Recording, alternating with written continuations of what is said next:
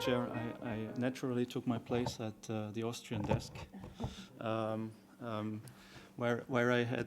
It's really nice to be here. I was heading the Austrian delegation to WP1 between 2002 and 2007, and we were discussing the working program in these rooms, and it's a very good memory. We also had the time lamps, for speakers' interventions, and they were green and then orange and then red, and we found this very useful in the meeting. It was very effective.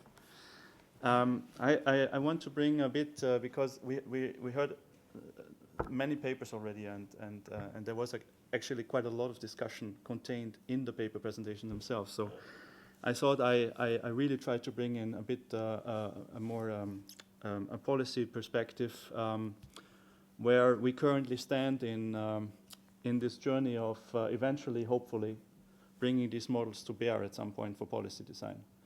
And Iman has already mentioned quite a lot in this direction. I subscribe to absolutely everything you have said. Maybe not so surprisingly, because we are participating to this work at least as to the Data Gaps Initiative, and I've actually set up a project group in DG FISMA to work on financial data standards. I come to this point very quickly.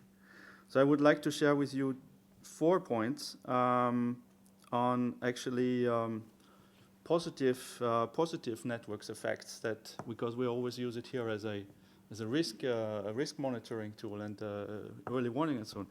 There are 4 positive network effects that we need to materialize, that would need to materialize going forward in order to bring these models, both network models and agent-based models, but I'm focusing now on the network models, to come to fruition also for policy design. And those rely to access of data and make data usable. Iman had already a couple of points on this, so I can be short. Then they rely to model implementation. What do we need to implement in the policy institutions to make this transition, this knowledge transfer? And then it very briefly on a financial data standard that links a bit to the accounting point that Iman has alluded to already, and even more briefly to financial data infrastructure. The access to data, to get the data in the right shape, there is a lot of initiatives going on to bring the data into a format that can actually be processed for policy analysis and policy design. This has to do with identifiers, legal identifiers, transaction identifiers, product identifiers, to get the data into a format that is really that would allow the bottom-up aggregation of data and an efficient processing of data.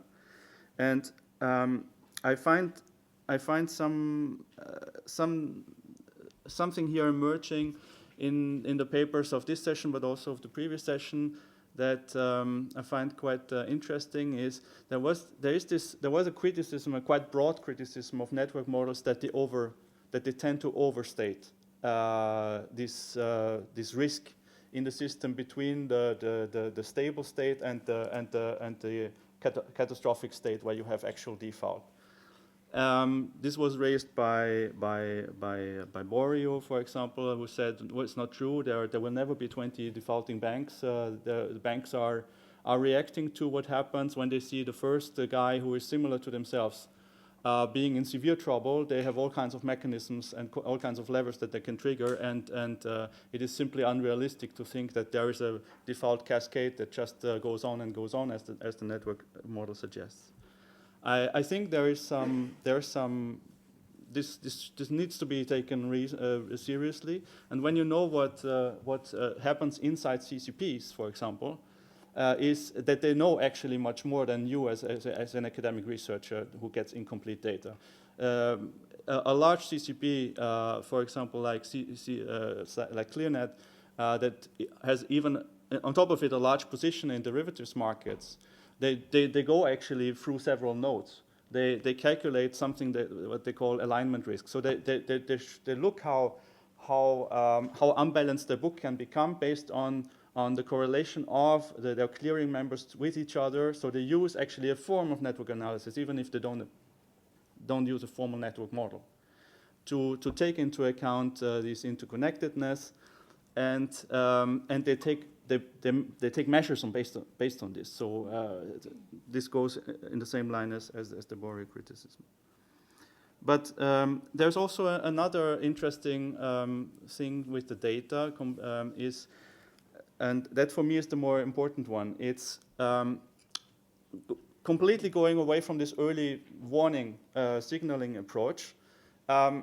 There is a more qualitative aspect that is important here, because, for example, in policymakers like us in the European Commission, we don't have access to supervisory data.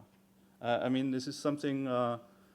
I don't know how much you're aware of this, but when you work on legislation, you typically do not have access to this data. And to get the prior right, actually what happens in this phase between the low risk phase and the catastrophic phase where you observe the default, to get this prior right is quite crucial. Because if you, for example, if you consider a measure that would change the dynamics between the stable and the catastrophic scenario. So between this good equilibrium and bad equilibrium, as many more standard economics literature papers have named it. When you think this is a jump function, this is a step function, and then you do something that changes this transition dynamics, but actually the true transition is a quite continuous one. And this is, I found this very interesting in your paper. The true the true data is the transition one, and the large broker-dealer banks are acting on it, and the CCPs are acting on it. Then you can get it exactly wrong with your policy measure if you change the transition here. You can get it exactly wrong. And here the network models, even only on a qualitative basis, without getting it exactly right on the number. Yeah, for the qualitative basis, they could really inform policy, and I very much hope so that they will do if we currently look into the need to review EMIR, yeah, and the way CCPs manage risk while staying resolvable and recoverable.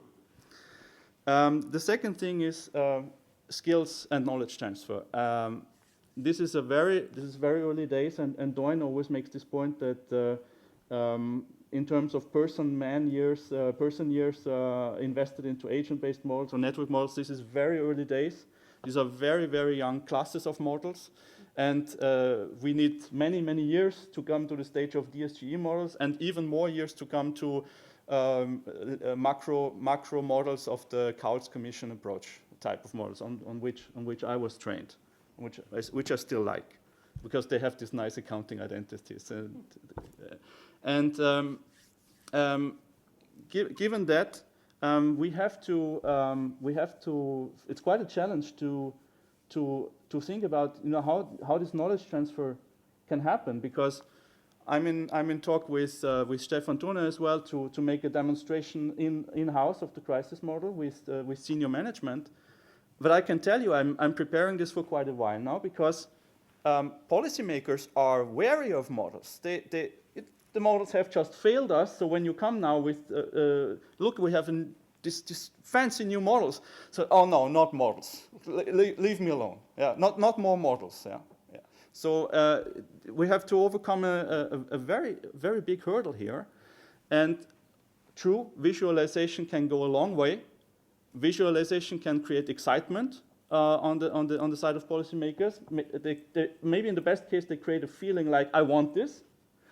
But then the visualization is not concrete enough. So it will not be enough to convince a senior policymaker to base his decision on this kind of modeling. Which is why. So if we create the skills transfer, what does it mean? We would need to create networks as well. We need to create networks in policy institutions that are able to transfer these new skills, to develop this new skill, and create some positive network effects, right? I mean, we are at the very start of it. And we need new kinds of skills. We need maybe more Java programming and less and less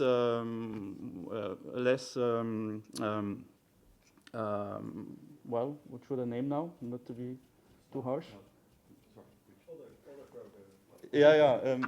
So maybe less co-integration analysis, more Java program, but I just pick one now. Yeah. And so this is another challenge. Then just on the data, financial data standards and financial data transport infrastructure. We have stressed throughout the interconnectivity that is very strong in the financial system, and that it's easy to agree on that. Although it was not really it was neglected for a long time because I think because it worked. And financial